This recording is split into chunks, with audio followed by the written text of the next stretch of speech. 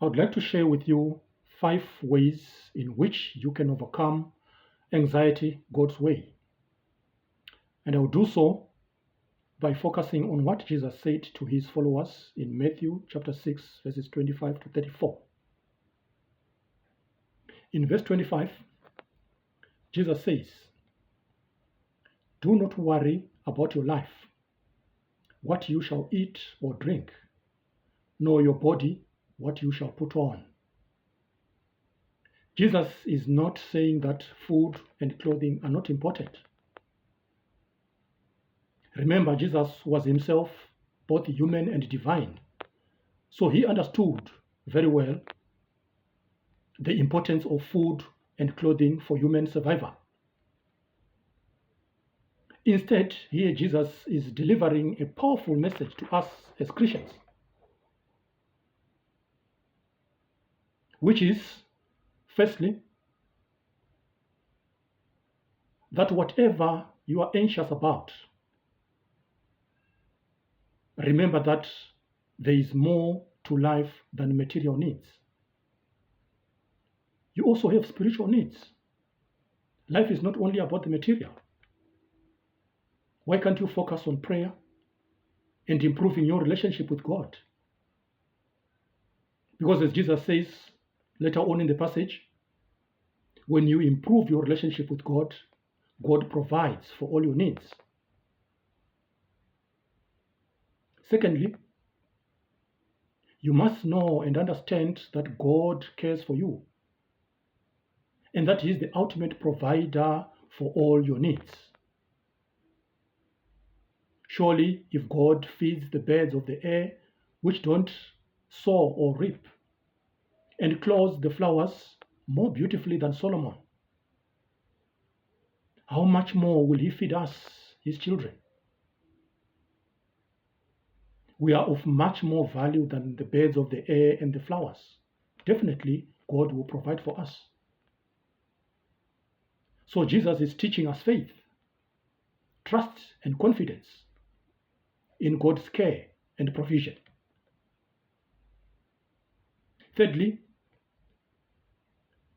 once you become anxious of something, you must remember that anxiety is both worthless and meaningless because it doesn't achieve anything. That is why Jesus asks a rhetorical question in verse 27. He asks, "And which of you, by being anxious, can add 1 cubit to his span of life?" You can't even add an extra hour or a minute to your lifespan. Yet you worry yourself about food, clothing, and drink. The fourth point is that instead of worrying, Jesus urges us to focus on seeking God's kingdom and righteousness, and all our needs will be met.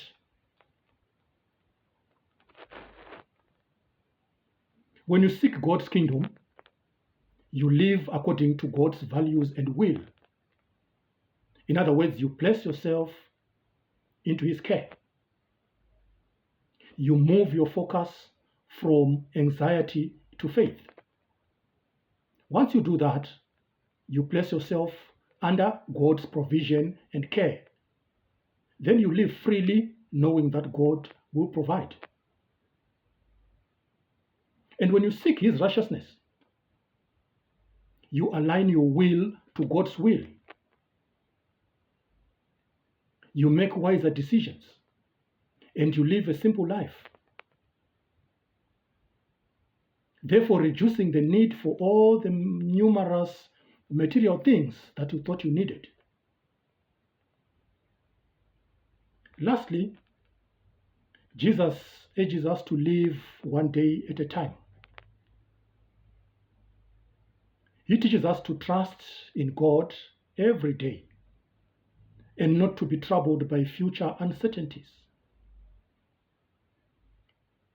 You don't know what is going to happen tomorrow.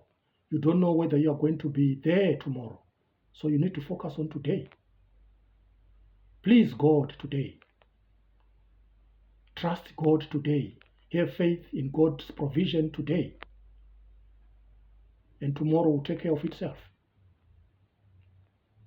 So Jesus teaches us that anxiety arises from a lack of trust and confidence in God. But by focusing on God's care and providence, seeking His kingdom and righteousness, as well as living in the present moment, we can experience peace and calmness instead of worry. So moving forward,